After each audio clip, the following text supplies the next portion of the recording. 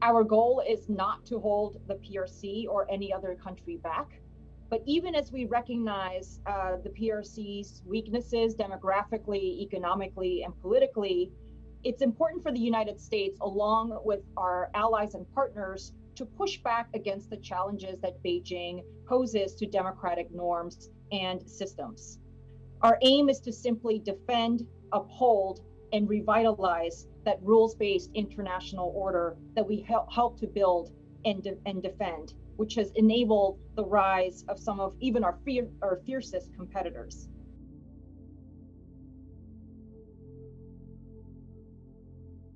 Heading to the Western Hemisphere.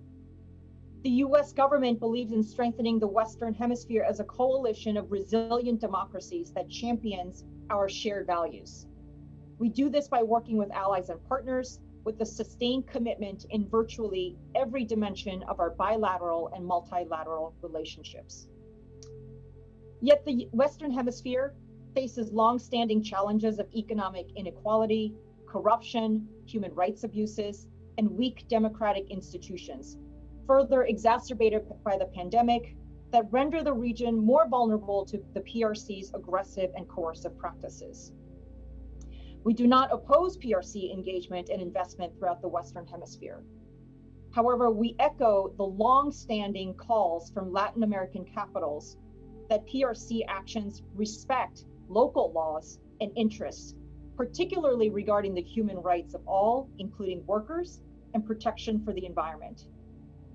We highlight for partners as well specific security and data privacy risks related to PRC investments in critical infrastructure and sensitive sectors. We will support our allies and partners who speak up against adverse actions, including the use of economic coercion. Strong US-Africa relationships enable us to address the shared challenges that we face. Our Africa policy is about Africa, not about the PRC. Many African nations welcome investment and support from a variety of partners and dislike being asked to choose sides in a perceived US-PRC rivalry. We don't want to make African nations choose, we want to give African nations choices.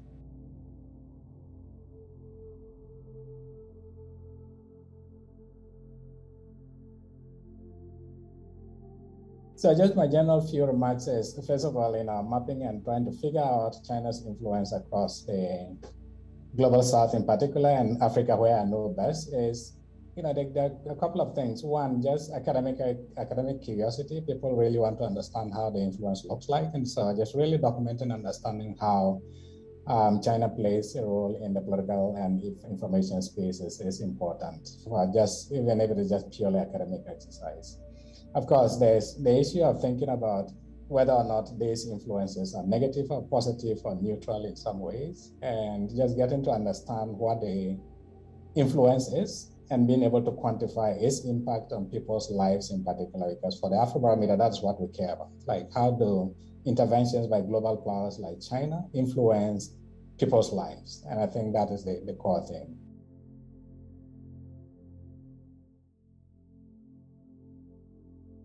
Beijing does not employ a one-size-fits-all influence strategy. Chinese leaders have focused their efforts to build deep but narrow corridors of power with a small subset of strategically important communities. We found that Beijing directs most of its influence overtures towards countries that meet one or more of the following criteria. They represent attractive market opportunities for Chinese goods or capital. They have large natural resource endowments, and/or they may have rich stocks of potential energy supplies. And in terms of the distribution of some of these overtures, wealthier countries are receiving more of Beijing's soft power tools, while energy-rich countries are attracting more of Beijing's state-backed financing.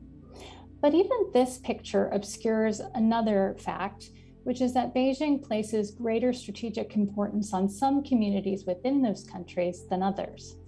Here's a telling case in point.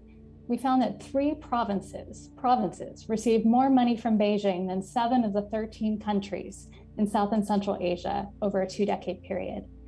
Just 16 cities in the same sub-region attracted over half of Beijing's city-level diplomacy overtures, everything from language and cultural promotion to sister cities and content sharing partnerships. And so the question becomes, what makes these communities so attractive to Beijing?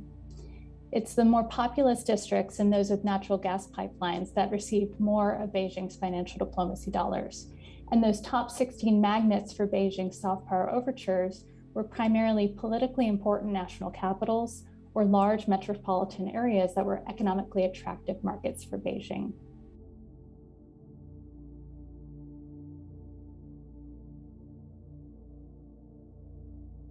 Based on our experiences, focusing on intent, on purposeful foreign policy will only get you so far.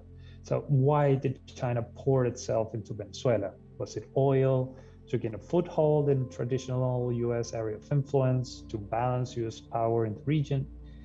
And the usual answer is all of the above, or it's complicated. So focusing on intent has little empirical and practical value. In Venezuela's case, when you narrow down the scope and focus on observable phenomena, in this case, the compounding effects of unregulated financial flows coming from China and the unbound corruption surrounding the funds, then you can make a solid case about the negative aspects of Chinese engagement with the country.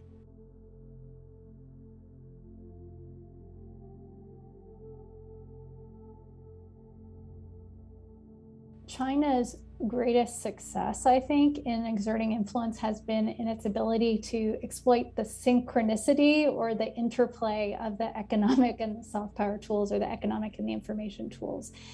You know, I've interviewed hundreds of leaders in the Asia Pacific region, and we've done surveys, and, you know, it is very rare that somebody would say, I am intrinsically motivated to learn Chinese language or learn, you know, Chinese culture or go study abroad just because I am attracted to these things. But invariably it comes back to, well, this is tied to my economic livelihood. This is tied to economic prosperity. That's true whether you look at it from the perspective of a government leader who says, hey, you know, if infrastructure is the gateway to growth, then China is the only game in town. Or, you know, if you're looking at this from the perspective of a citizen who's saying, hey, Chinese companies are like, you know, descending upon my country. I have an opportunity to go work for them if I, you know, study in the right place and speak the right language. So there's definitely an economic cornerstone to China's influence. But I think that we can't undercut or underemphasize the importance of people-to-people ties. You know, I think that as you know, China is facilitating these exchanges, you know, that is influencing professional norms. When you are training local police in law enforcement practices, when you're training government officials in thinking about justice reforms, you know, these things are going to, you know, have broader influence even beyond the economics.